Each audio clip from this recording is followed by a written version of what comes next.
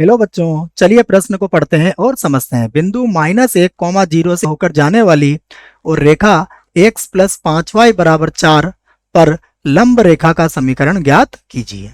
ठीक है, तो हम प्रश्न को प्रारंभ करने से पहले प्रश्न की मुख्य अवधारणा लिख लेते हैं।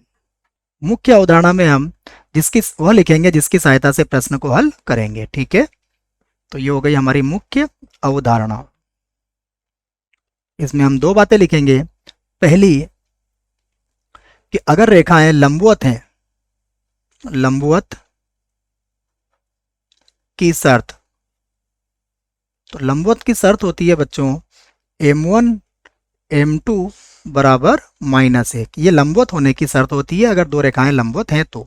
ठीक है, दूसरा सूत्र हम लिखेंगे एक बिंदु से जाने वाली रेखा का समीकरण y माइनस y1 फिर m x माइनस x1। तो इन दोनों सूत्रों की सहायता से हम इस प्रश्न को हल करेंगे। ठीक है, अब देखते हैं प्रश्न में हमें क्या दिया है।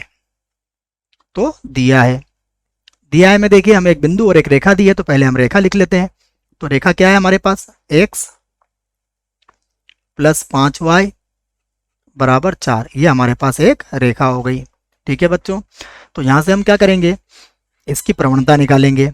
तो रेखा की प्रवणता m बराबर, इसको हम m1 से व्यक्त कर देते हैं। ये क्या होती है, माइनस x का गुणांक, x का गुणांक कितना है 1 और y का गुणांक कितना है 5। तो ये हमारे पास किसका मान आ गया, इस रेखा की प्रवणता का मान आ गया। ठीक है ना, अब लंबवत की जो शर्त है वो हम यहाँ लगा सकते हैं। तो देखो लंबवत होने के लिए m1 इंटू m2 बराबर कितना होता है -1। ठीक है, तो ये कहाँ की शर्त है, हम लिख सकते हैं लंबवत की शर्त।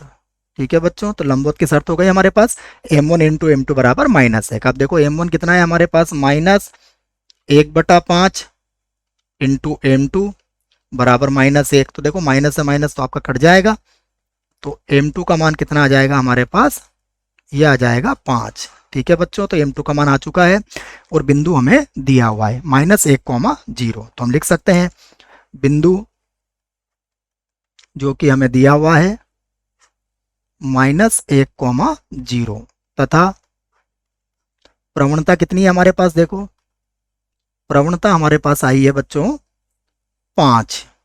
ठीक है, तो ये इस आधार पर हम रेखा का समीकरण ज्ञात कर सकते हैं। देखो तो अब लिख सकते हैं हम रेखा का समीकरण, जिसका सूत्र हमने मुख्य अवधारणा में लिख लिया है। देखो y माइनस y1 बराबर m x माइनस x1। तो यहां देखो आप y माइनस y1 कितना है हमारे पास 0 है, प्रवणता कितनी है हमारे पास 5 है, और x माइनस x1 कितना है हमारे पास -1 है।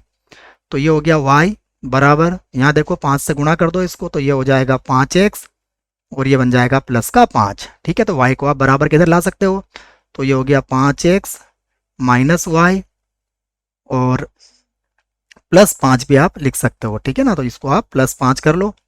ठीक है बच्चों, तो ये हो गया +5 बराबर 0। तो ये हमारी अभिष्ट रेखा का समीकरण है। आशा करता हूँ आपको इस प्रश्न का उत्तर समझ में आया होगा। धन्यवाद।